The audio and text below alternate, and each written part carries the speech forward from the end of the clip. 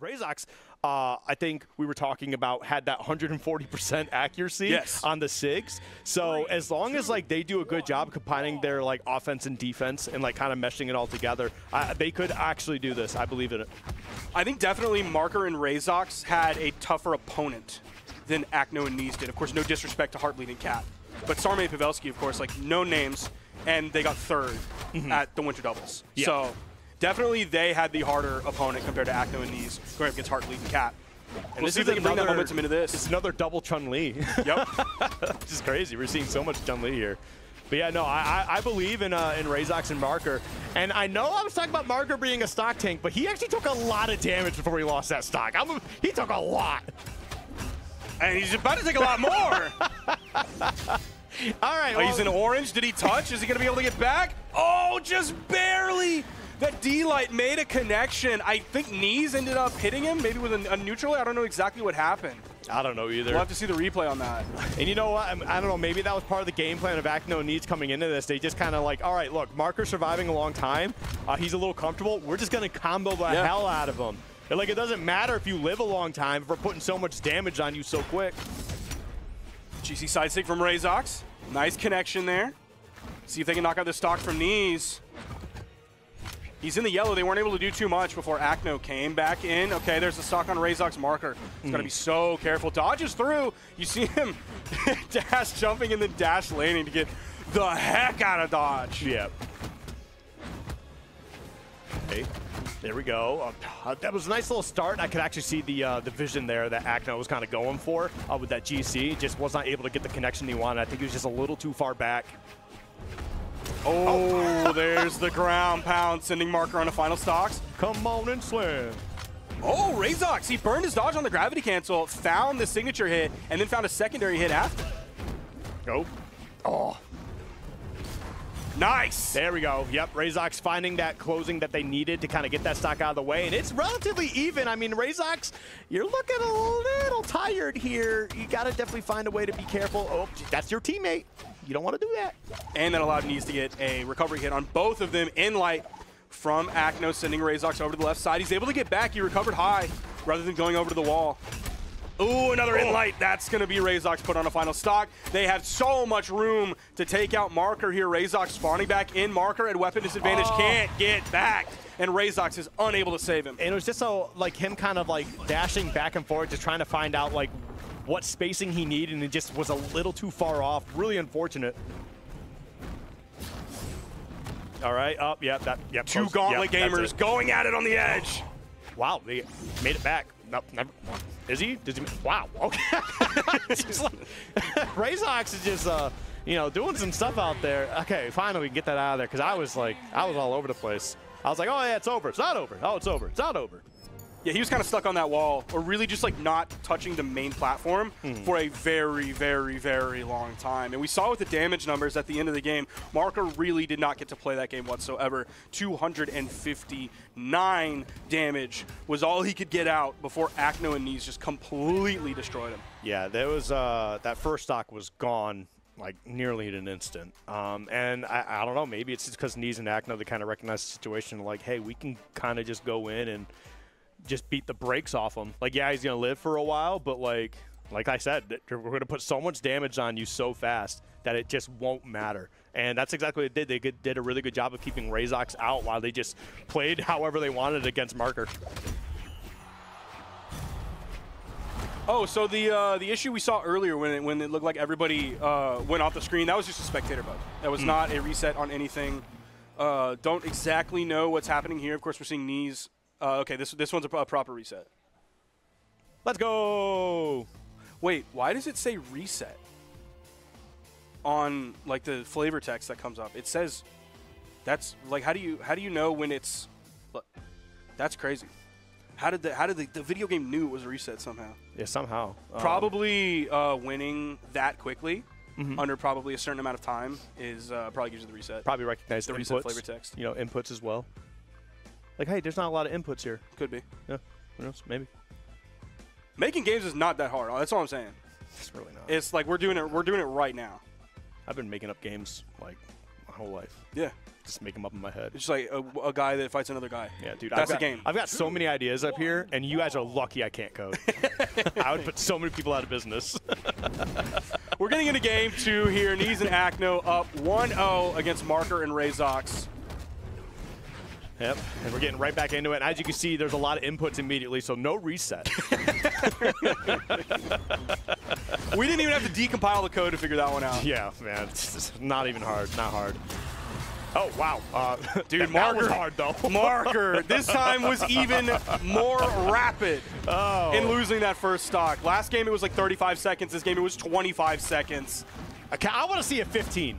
I want to see a 15-second stock. I don't think. Well, I mean, technically, we got the reset, which was like probably even shorter than that. So probably, that might have been your, but that was your a reset. 15er. It doesn't count as a reset. But yeah, I really got to hand it to Acno and Neeze. They are just doing a phenomenal job. And it's pretty much like, I don't know. I don't know what's going on with Rayzox. Like, if they're just kind of timid to get into there.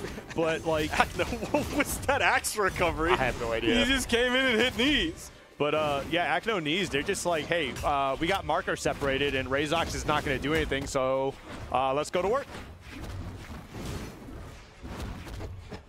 Dude, they are doing just, Dude, they both did the same thing. Neeze is bullying Rayzox this game so hard.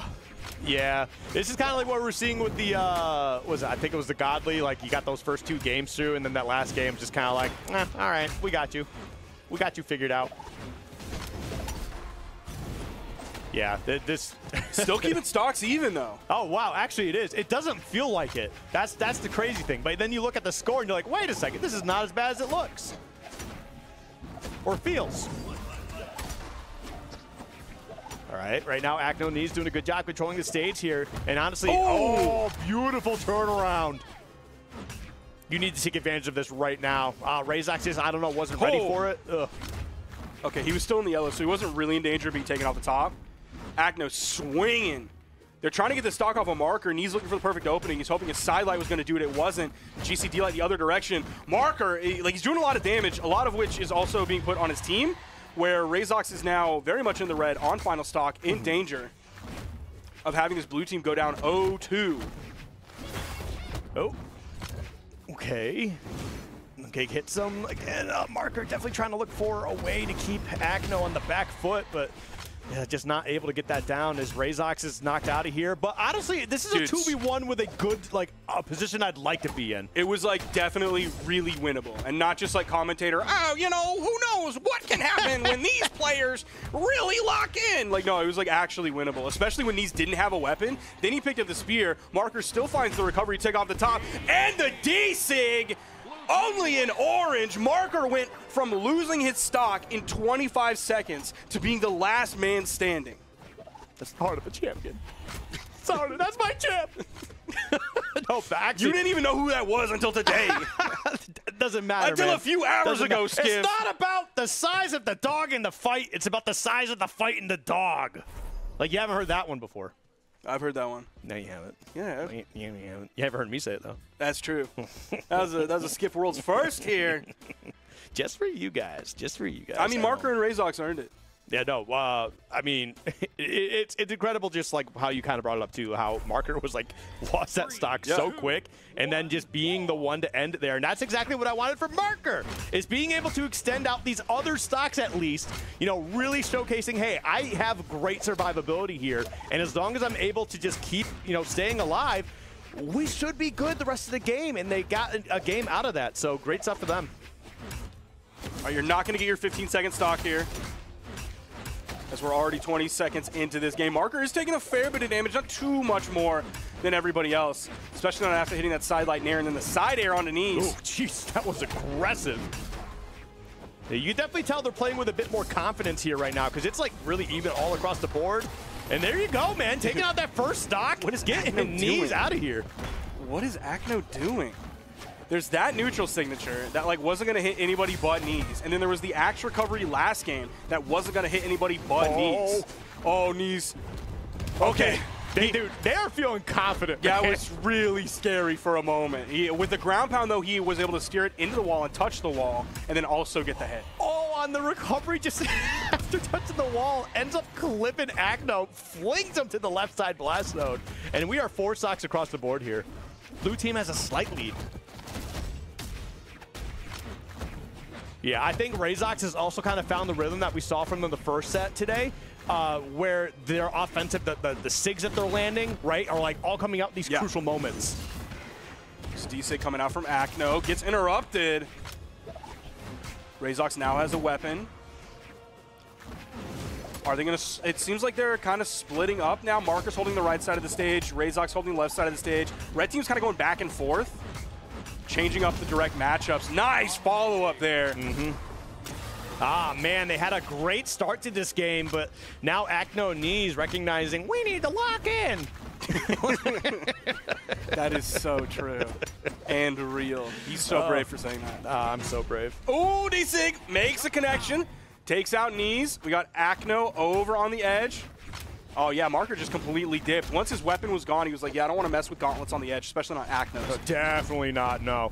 That's definitely just, you know, good recognition of like where you're at, where your opponent's at, knowing what your opponents are good at too. And just saying, no sir, I'm going to go right back to center stage until I get something in hand. All right, some damage is coming out now that Acno has the axe in his hands. Put out a little 2-piece on Rayzox and a 1-piece follow-up on Marker. Another 1-piece. Rayzox and Marker over on the edge. Man, Acno wants those D6 like right over the corner. Okay. Marker kind of getting a couple hits in here on the Rayzox. Got to be a little careful. Ooh, this is scary. Oh, yeah. Yep, that's the stock. Rayzox now in the 1v2 and definitely not in as good of a position as Marker was previously in his 1v2, where he came out victorious in game 2. It's still doable. Oh, it is. It is. And not even, again, doable. not even doable in the fake way. Like, it's still technically actually doable. Yeah. Hits both, so he doesn't get instantly punished, but out comes the axe neutral light from Acno, and game 3 goes the way of Acno and Neeze. Yeah, that was just a realistic expectation and outcome at that point.